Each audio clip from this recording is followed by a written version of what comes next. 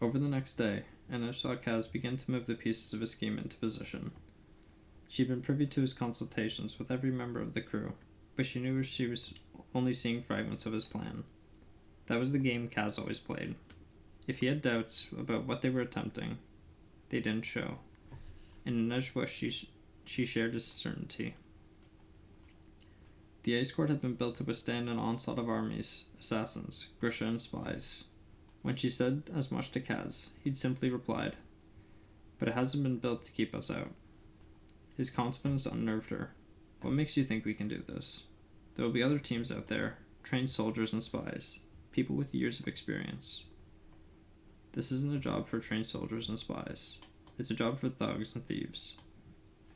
Van Eck knows it. That's why he brought us in. You can spend this money if you're dead. You can't spend this money if you're dead. I'll acquire expensive habits in the afterlife. There's a difference between confidence and arrogance." He turned his back on her then, giving each of his gloves a sharp tug. And that's when I want a sermon on that. I know who to come to. If you want out, just say so. Her spine had straightened, her own pride rising to her defense. "Matthias isn't the only irreplaceable member of this crew, Kaz. You need me. I need your skills, Inej. That's not the same thing. You may be the best spider crawling around the barrel, but you're not the only one. You do well to remember it if you want to keep your share of the haul." She hadn't said a word. Hadn't wanted to show just how angry he'd made her.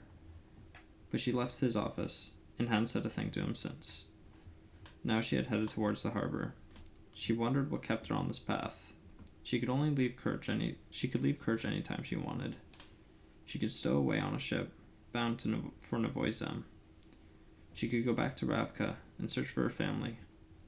Hopefully they'd been safe in the west when the Civil War broke out. Or maybe they'd taken refuge in Shuhan. The Sully caravans had been following the same well-worn roads for years, and she had the skills to steal what she needed to survive until she found them. That would mean walking on her death to the dregs. Paraskal would blame Kaz. He'd be forced to carry the price of her indenture, and she'd be leaving him vulnerable without his faith to gather secrets. But hadn't he told her that she was easily replaced? If they managed to pull off this heist and return to Kerch with Boyul by her safely in tow, her percentage of the haul would be more than enough to buy her way out of her contract with the dregs. She'd owed Kaz nothing, and there would be no reason for her to stay. Sunrise was only an hour away, but the streets were crowded, and she wended her way from the east to west stave. There was a Sully saying, "The heart is narrow. It demands aim to land true." Her father had liked to recite this when she was training on the wire or the swings. "Be decisive," he'd say. "You have to know where you want to go before you get there." Her mother had laughed at this. "That's not what that means," she'd say. "You take the romance out of everything." He hadn't, though. Her father had adored her mother, and Inej remembered him leaving little bouquets of wild geraniums for her mother to find everywhere. In the cupboards, the camp cookpots, the sleeves of her costumes. "Shall I tell you the secret of true love?" her father once asked her. "A friend of mine liked to tell me that women love flowers. He had many flirtations, but he never found a wife. Do you know why?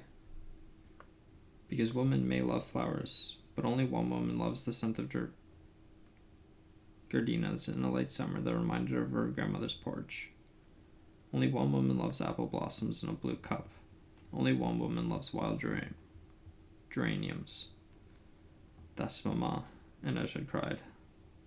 "Yes, Mama loves wild geraniums, because no other flower has quite the same color, and she claims that when she snaps the stem and puts a sprig behind her ear, the whole world smells like summer. Many boys will bring you flowers, but someday you'll meet a boy who will learn your favorite flower, your favorite song, your favorite sweet. And even if he is too poor to give you any of them, it won't matter, because he will have taken the time to know you as no one else does. Only that boy earns your heart." That felt like 100 years ago. Her father had been wrong. There had been no boys to bring her flowers, only men with stacks of kruga and purses full of coin.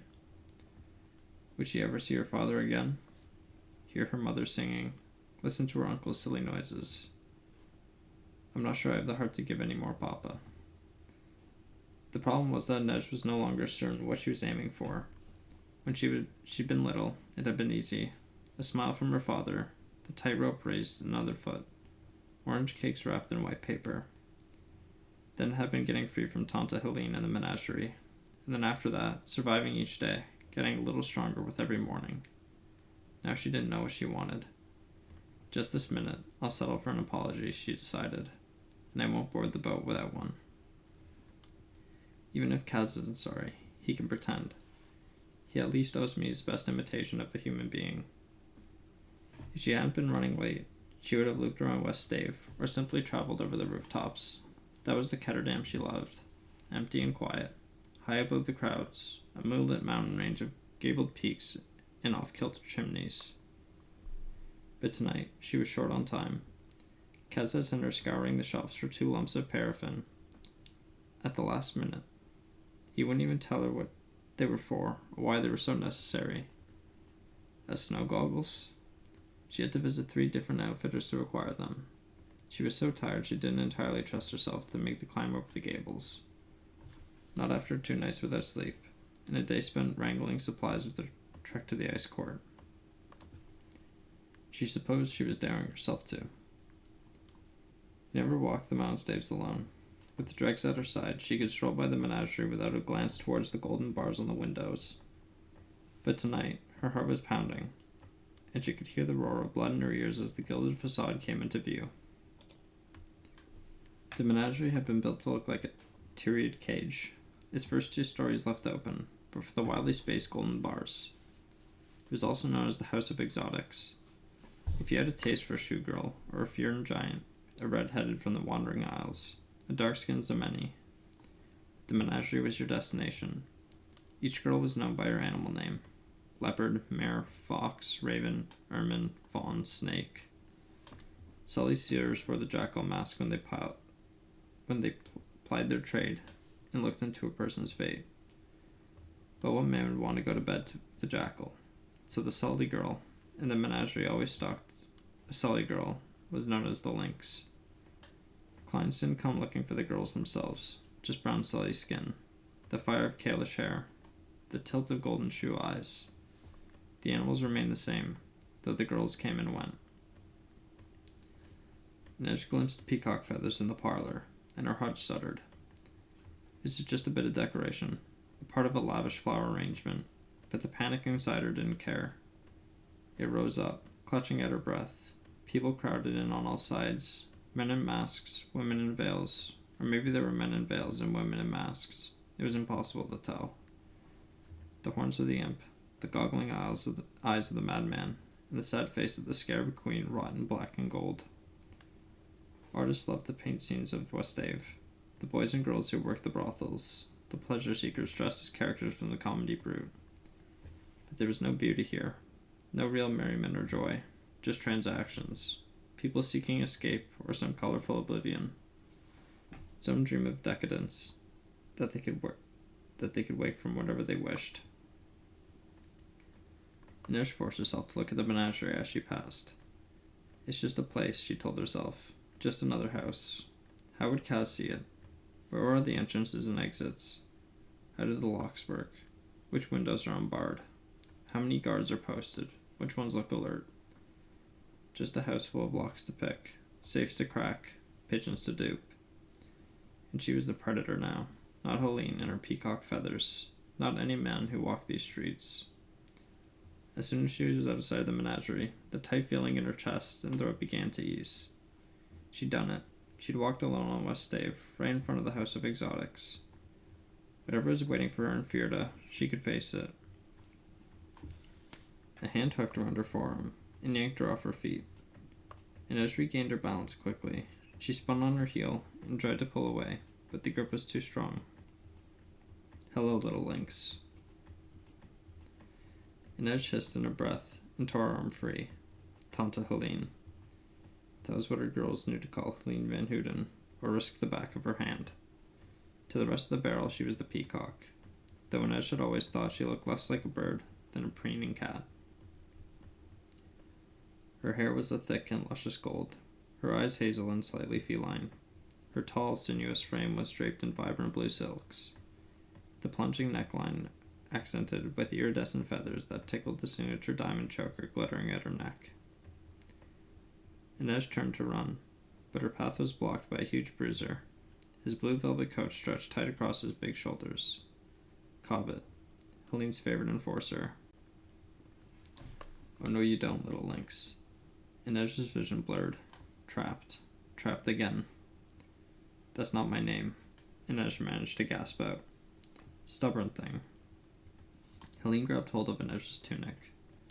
Move, her mind screamed, but she couldn't. Her muscles had locked up. A high whine of terror filled her head. Helene ran a single manicured talon along her cheek. Lynx is your only name, Helene crooned. You're still pretty enough to fetch a good price. Getting hard around the eyes, though. Too much time spent with that little thug Brecker. A humiliating sound emerged from Inej's throat. A choked wheeze. I know where you are, Lynx. I know you're worth down to the cent. Cobbett, maybe we should take her home now. Black crowded into Inej's vision.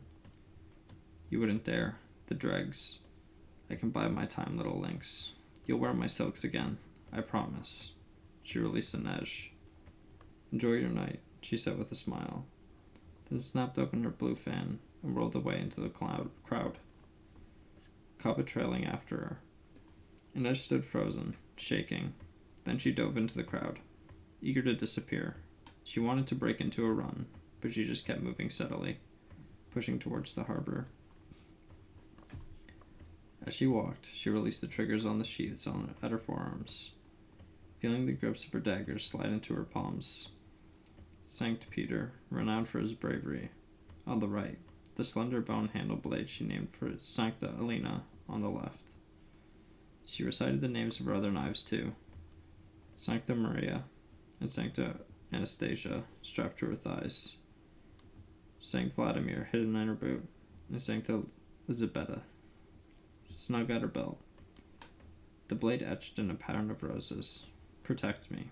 Protect me. She had to believe her saint saw and understood the things she did to survive. What was wrong with her?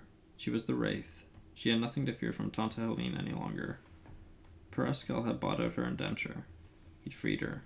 She wasn't a slave. She was a valued member of the Dregs, a thief of secrets, the best in the barrel.